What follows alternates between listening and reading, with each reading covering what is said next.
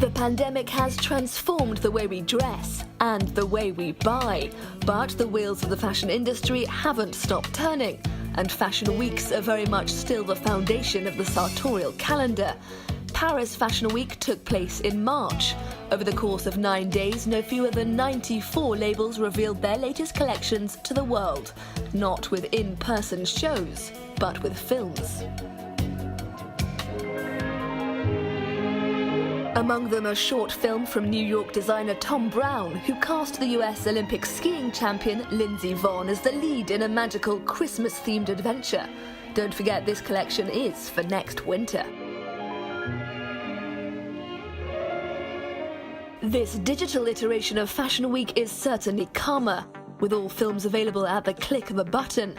For the first time, it wasn't a specific label that kicked off proceedings, but rather a Paris-based fashion school, the IFM, or the French Institute for Fashion, which is striving to become one of the top 5 fashion schools in the world. Their film showcases the work of 70 of the school's master's students, among them Mudassir Mohammed, whose offering was an homage to his South Indian origins, inspired in part by the dying days of British colonial rule. So that's the tunic that's sort of been converted. It has the same language as a regular tunic, but I'm using fabrics that are formerly used for sarongs, but then created the structure inside so it falls like a heavier piece of tailoring. So these are t-shirts, that are just old vintage t-shirts, but they've been cut out in the back, so you could wear them and still have the ease of wear. You could say, you'd feel the air around you, but you can convert them into masks that you wear like that.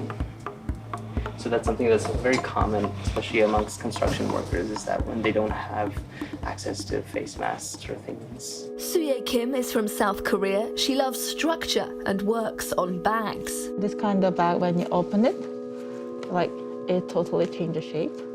Like this bag also, you can totally making a flat, but actually when you're closing your bag, my bag, it's change totally different shape. So this is my keyword of this project is expandation and transforming. So yes, this is my project. Mao Arli, meanwhile, enjoys interrogating ideas relating to gender, toying with society's expectations of masculine and feminine. I think that we are in a time where we have to have this idea of transparency. So it's not yet very true, if I may say, but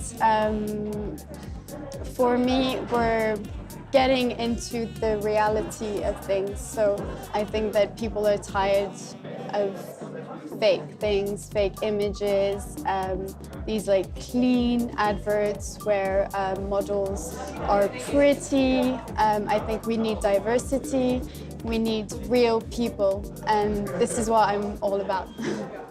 Among the established talent on show is South African designer Thebe Magugu, another champion of diversity. In 2019, at the age of 29, he became the youngest designer to win the prestigious and lucrative LVMH prize. His film is influenced by the cinematic blaxploitation movement of the 1970s.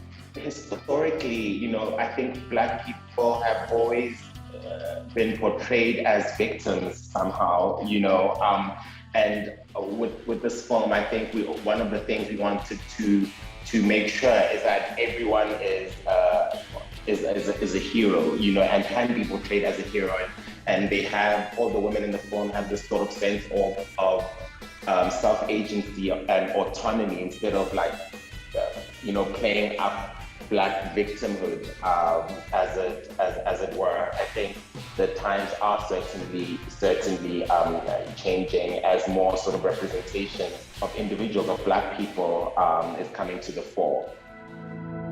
The film represents a quest for identity in contemporary African society. So the collection itself dealt with the idea of African spirituality, which has been quite a faraway concept from me, but more and more of my friends and the people around me are starting to leave Christianity and all these other things they had subscribed to fully become African go into African spirituality. My friends are young modern women who they're law students, some are stylists, but then that sort of modern side gets mixed together with this more indigenous side as they become traditional healers. Modernity and the indigenous are often seen as opposites, but with this collection I wanted to see how the two actually can merge together into like a visual proposition. From the up-and-coming generation of new designers to established talent, these collections aren't just about fashion, they're also deeply political.